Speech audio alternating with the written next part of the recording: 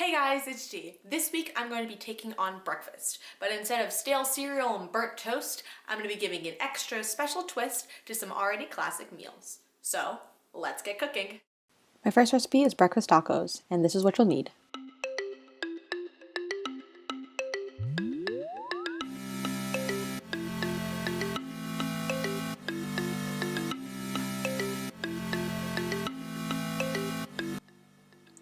First, I am shredding my potatoes. If you have pre-made hash browns, you can also use those.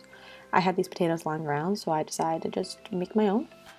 You can use any kind of potatoes, but I like these mini ones because I knew that there would be the exact amount that I needed for the amount of tacos that I wanted to make.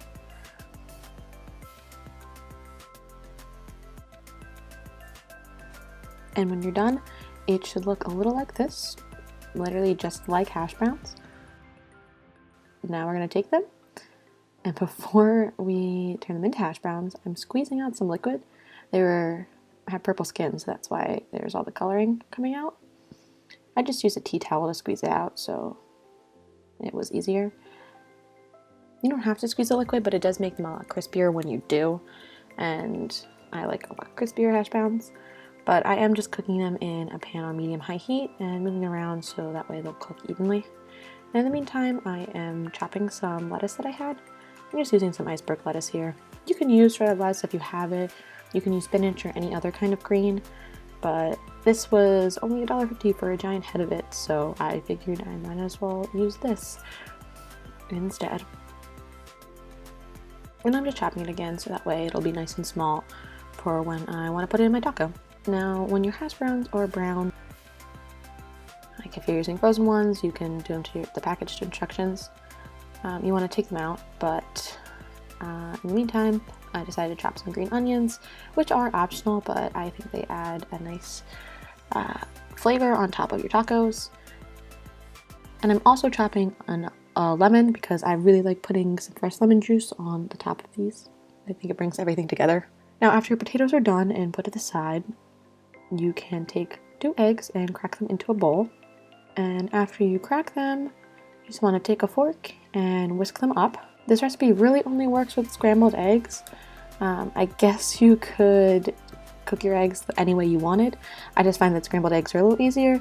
They're kind of the same shape as ground beef, so when you go to put them in the tacos, it's not difficult and it all fits very well.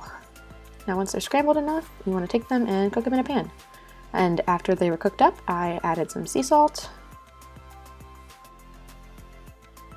some ground black pepper,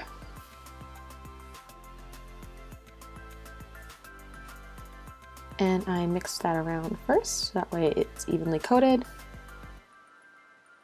And then I added some hot sauce. I like the flavor of Cholula. Is that how you say it? I think that's how you say it. But either way, you can use any hot sauce that you like. For me, when I make the breakfast tacos, I find that the flavor in this hot sauce isn't so overpowering. It works really well with all the other flavors, especially because I don't want anything to take control of my taco. I like when all the flavors mix together and you get a little bite of everything. So after that's mixed, I'm just taking it off the heat and bringing it to my cutting board where I have everything. And last but not least, I am slicing up some avocado.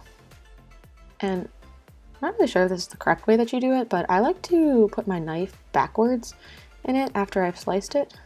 It didn't get as pretty as I would have liked, but it definitely did the trick when I was going to assemble my tacos. And then it's as simple as that. You just have a little breakfast bar, take some lettuce, a little bit of everything, and I added some salsa too. And you can build your taco in any way. This is what my first one looked like. And then I love putting a little more hot sauce right on top. I think it adds a nice kick. One way I love to use these is to put them in containers to go because the tacos will soften as you go. Now the next recipe is banana stuffed French toast sticks. So here is what you'll need. It's pretty basic stuff if you've ever made French toast before. You can also use regular milk if you have it. I just like almond milk. So I am taking my banana and cutting it in half. I did find that you could use both halves if you wanted to, but I felt one half was just enough.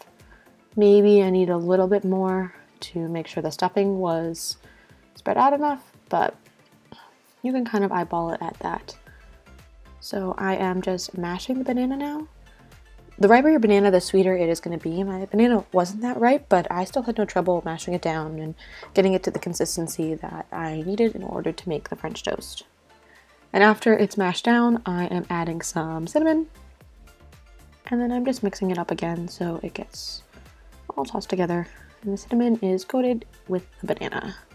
And then I'm taking my egg and I'm just going to crack that into a bowl. You want to make sure that you have a bowl that is that will fit your piece of toast. We are making French toast sticks, so I guess it doesn't have to be as wide, but you do want it to be easy for you to coat your French toast, so there is no struggle. Now I'm taking my almond milk, and I'm just adding a little bit of it. I also eyeballed this. When you're making the recipe itself, like this is 1/4 of a cup here, and then I ended up adding a little bit more. I think it was about another half of 1/4 of a cup. When you're making the recipe, you can kind of tell how much batter you'll need. I felt that 1/4 and a little bit was just enough. I also added some cinnamon in here too. I really like cinnamon.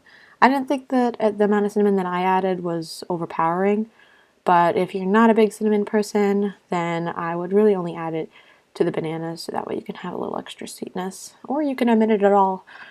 You can use some agave or some honey or any kind of sweetener really if you want something that will be sweeter or have a different type of flavor than bananas and cinnamon. I also am adding a little vanilla extract.